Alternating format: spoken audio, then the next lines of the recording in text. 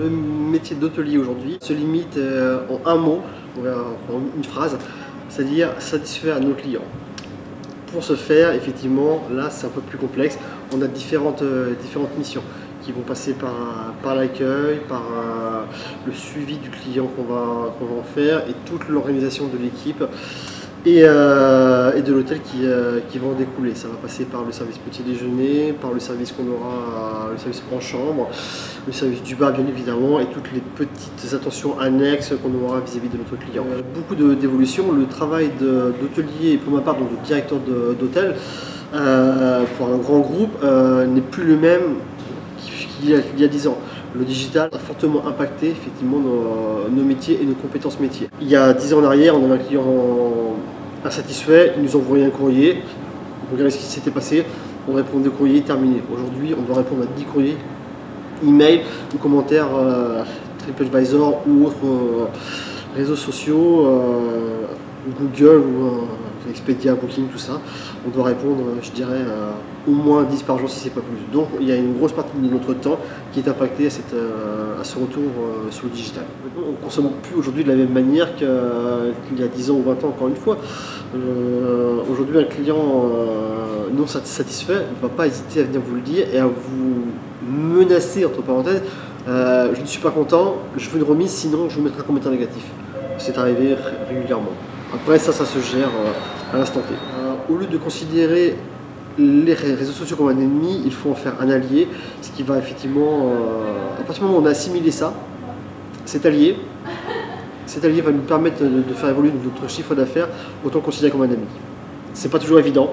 Des fois, on se prend un petit peu le bec avec nos amis, mais des fois, on s'entend bien avec eux.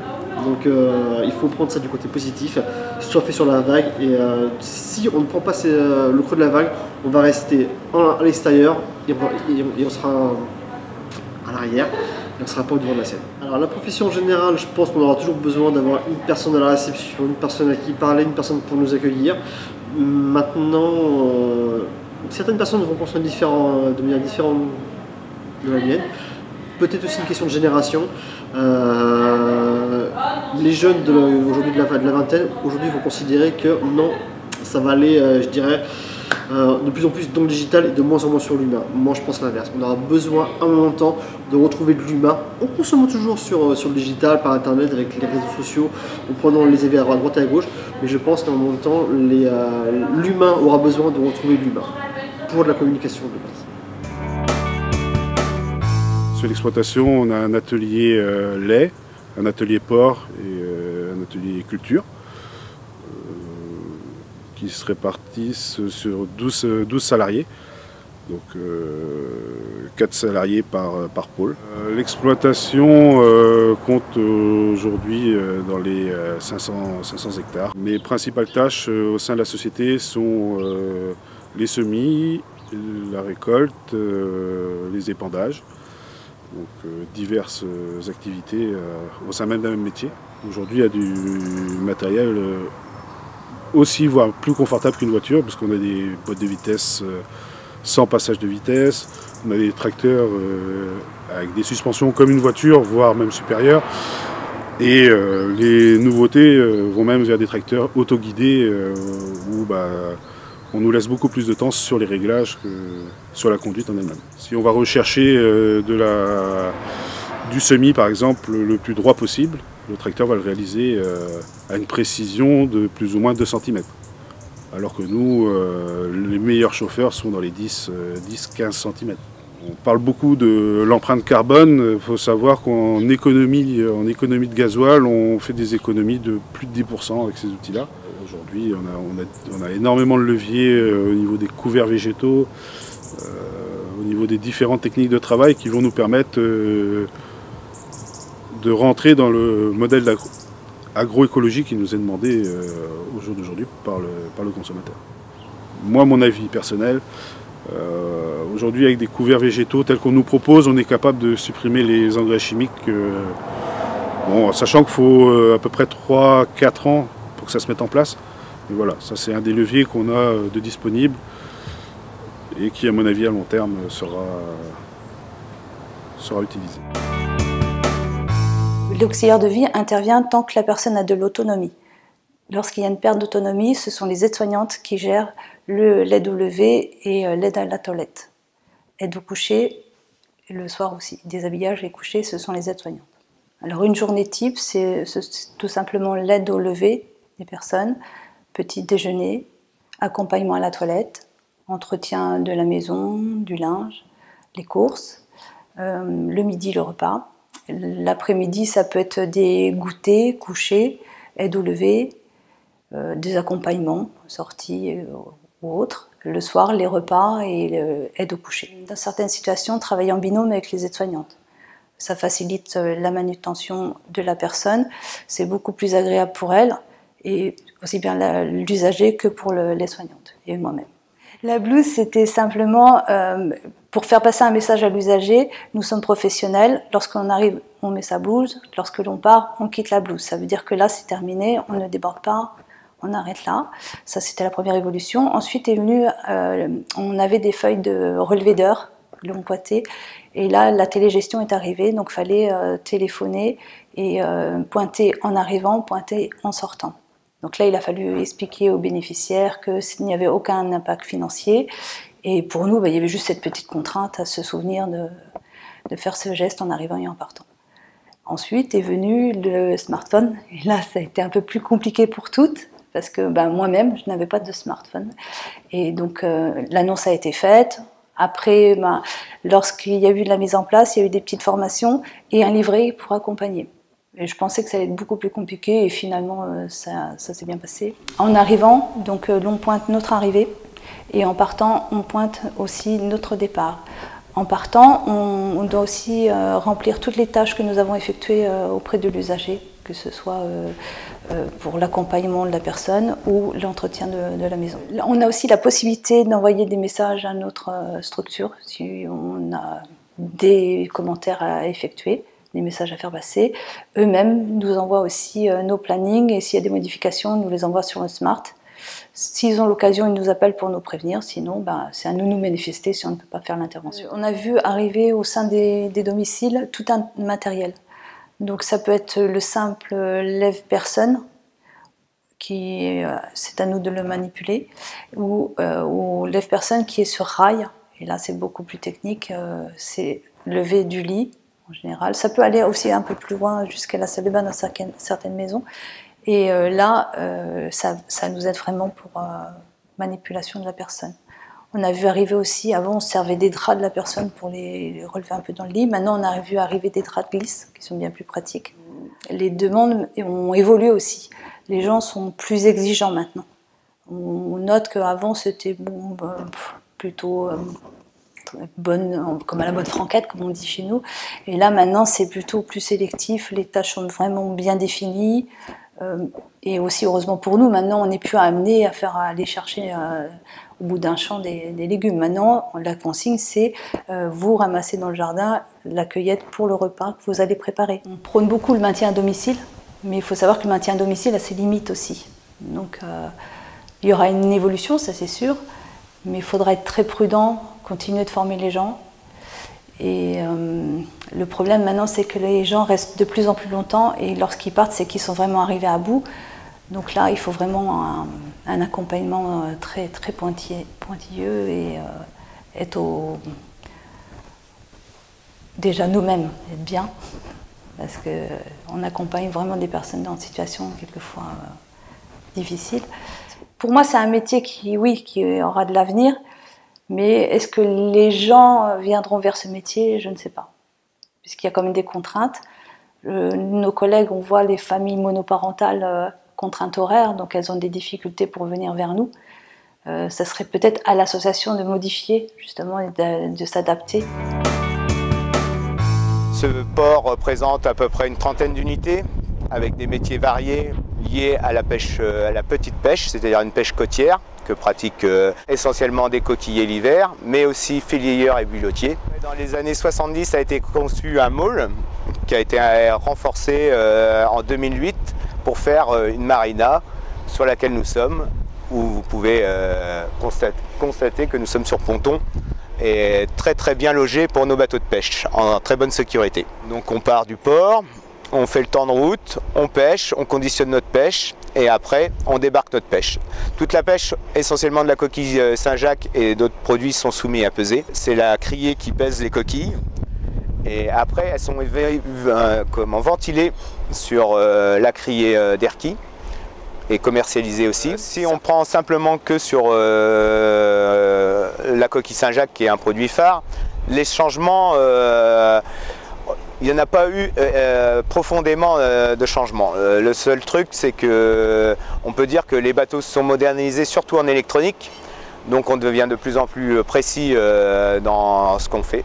Parce qu'au début, les bateaux étaient souvent équipés que de boussoles ou un DK qui les aidait à naviguer.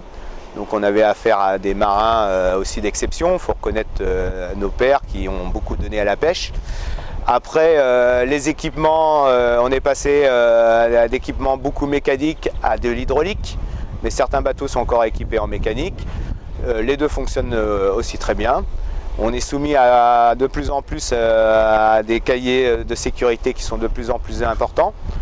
Donc l'évolution n'a pas été une grosse évolution en matière de pêche. Les standards restent un peu les mêmes, c'est-à-dire que les dragues sont toujours pareilles, sauf on va dire à l'entrée des années 2000 où ont été introduits les dragues à roulettes ou dragues anglaises, qui sont des dragues beaucoup plus flexibles et qui permettent aux bateaux de travailler des fonds un peu plus durs.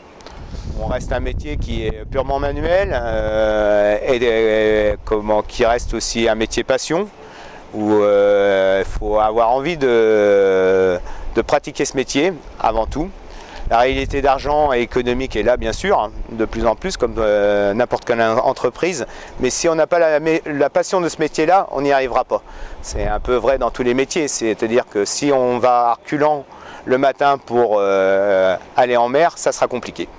Il est vrai que quand on revient à terre, on n'est pas très administratif, nous, souvent à la pêche. Donc ça a été beaucoup ça l'évolution de ces dernières années. C'est qu'on a beaucoup de cahiers des charges, mais comme beaucoup d'entreprises à terre qu'il faut remplir.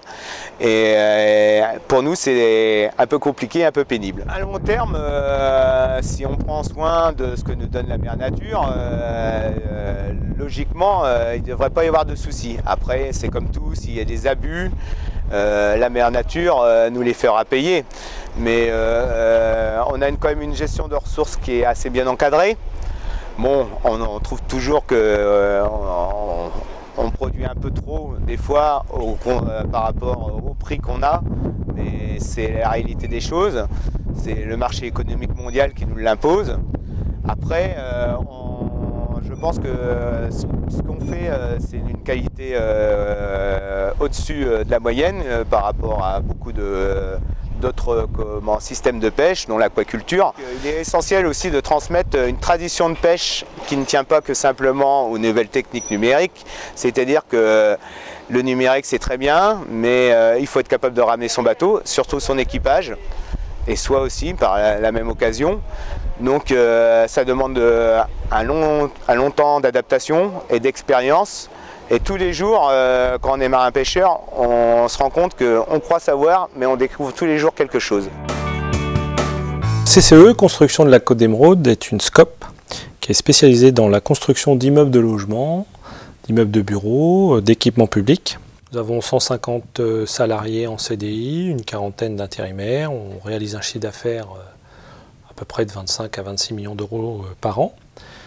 Spécialisé dans le gros œuvre, donc j'ai une fonction de présidence du conseil d'administration et une fonction de directeur général, c'est-à-dire du fonctionnement global, de veiller au bon fonctionnement global de l'entreprise. Et puis j'ai une fonction opérationnelle qui est responsable commercial, c'est-à-dire qu'avec l'aide d'une équipe de 5 personnes, je sélectionne les appels d'offres, je planifie la réponse aux appels d'offres, je valide les chiffrages économiques et techniques, je fais un peu de lobbying commercial, forcément, je participe aux négociations et je valide le prix final pour la réalisation avant la transmission aux équipes travaux si on a le chantier. On a eu une grosse évolution dans la technique architecturale, dans la technicité architecturale des produits à construire, dans les techniques de de réalisation. Ça se traduit par des dossiers de consultation d'entreprise. Là, je retombe sur mon métier de responsable commercial qui nécessite un gros travail d'analyse, d'études préalables, structurelles, méthodologiques et de maîtrise. L'exigence des clients a vraiment beaucoup augmenté dans la description de comment l'on organise le chantier, les plans d'installation de chantier, les plannings, les mémoires techniques, le phasage, le contenu des DCE. Tout ça est vraiment monté en gamme en termes d'exigence. On construit un bâtiment toujours de la même manière, on commence toujours par le bas. Ça m'est arrivé une fois de commencer par le haut, faut le savoir. Mais on construit toujours de la même manière quand même. Mais quand même, il y a des techniques, des matériels, des matériaux qui ont vraiment évolué, avec des notions de rendement qui ont beaucoup évolué aussi. Et les outils de chantier, finalement, restent assez identiques à ce qu'on pouvait connaître quand j'ai commencé, en 90. Par contre, ils ont été énormément améliorés. Le gros changement, ça a été la modélisation. C'est-à-dire que tous nos projets en phase d'étude sont modélisés en 3 dimensions. C'est pour permettre des maîtrises, des méthodes, des calculs, de faire le devis, de transmettre les données. Donc tout est numérisé. Donc à l'exécution, aujourd'hui, on en est à l'échange de plans, de comptes rendus, de notes de calcul, tout en numérique. Et de maquettes 3D, tout en numérique. Et après, il y a ce qu'on appelle la réception, où là, on est déjà à l'ère du numérique, puisque aujourd'hui, ce qu'on appelle les PV de réception, où l'architecte dit, bah, écoutez, je constate que les travaux sont finis, mais il vous reste telle et telle réserve à lever. Tout ça, c'est fait sous format numérique avec un logiciel qui s'appelle Batiscript, c'est-à-dire qu'on prend la photo de la réserve que l'on veut lever, on la joint au PV de réception, et quand le salarié de l'entreprise va lever la réserve, il reprend la photo et il l'envoie au logiciel qui dit c'est bon, la réserve est levée, il y a une trace, tout est bien. Nous construirons forcément différemment parce que la planète ne supporte plus l'empreinte qu'on lui donne écologiquement parlant. Donc c'est certain. Au-delà de... Aujourd'hui, je dirais qu'on est dans le déclaratif, dans la bonne intention, dans le début de la mise en œuvre, mais avec un résultat qui, à mon avis, est très peu satisfaisant, très peu impactant. Je parle bien dans l'organisation du chantier. Dans la conception, là, c'est bon, vous savez qu'on sait bâtir des bâtiments dits passifs, etc. Ça, oui, ça, c'est bon. Mais dans l'organisation de chantier, dans l'empreinte écologique que l'on amène par rapport à l'organisation de chantier, là, il y a encore beaucoup de progrès à faire pour atteindre des objectifs supportables pour notre planète. Tout ce qui est plan, numérique, on a quand même pas mal de tout, et ça sort, on met les nouveaux plans, on nous arrive tous les jours maintenant. S'il y a une modification, on la reçoit tout de suite et puis on peut améliorer nos trucs à la journée près, quoi. Je pense que ça m'apporte un confort de travail, surtout parce que pour améliorer nos choses, parce que maintenant on arrive à avoir des plans avec plein de détails, des coupes, et ça permet de mieux voir des fois ce qu'on ne voit pas vraiment sur les plans de base, quoi. Ça nous permet aussi de consulter la météo en temps réel, c'est assez important. Ça nous permet d'avoir accès aux plateformes de vente pour savoir si notre produit est vendu. Ça nous permet d'être en relation avec les administrations. Le seul problème qu'on peut parler du numérique chez nous, c'est que l'interlocuteur il est vié à disparaître. Le numérique, c'est sûr, c'est une avancée, mais c'est pas une avancée qui va révolutionner au niveau de la pêche. Je pense pas.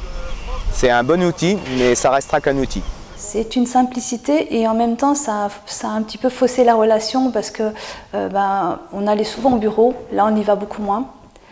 Donc c'est différent. Au niveau cartographie de rendement, tout ce qui va être suivi des parcelles, on fait passer un drone par exemple sur le blé. Donc en général on fait 3 passages à différents stades du blé importants. Et ça nous permet de nous orienter sur des stratégies. Donc après ça va être aujourd'hui pour des techniques conventionnelles, soit des herbages ou pour des techniques bio, du binage à des moments adaptés.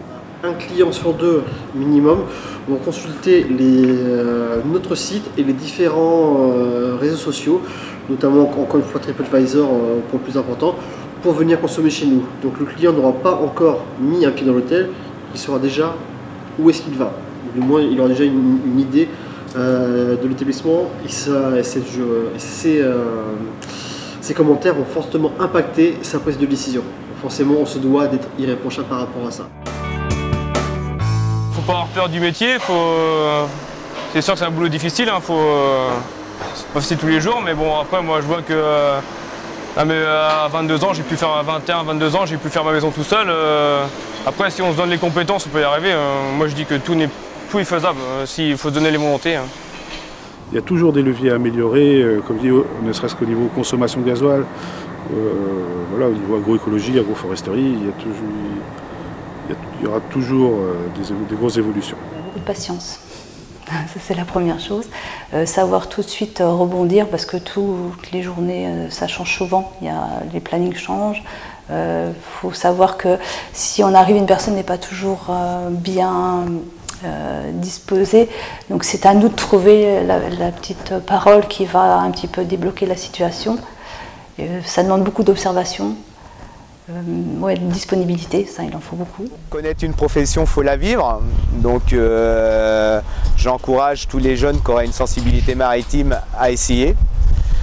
Après, faut bien comprendre que, comme tous les métiers, il y a son côté pénible, bien sûr, mais je pense que n'importe quel marin vous dira que pour lui, ce qui est pénible, ça serait de rester enfermé entre quatre murs dans un bureau. Ce qui va nous intéresser, ce sera avant tout le savoir-être.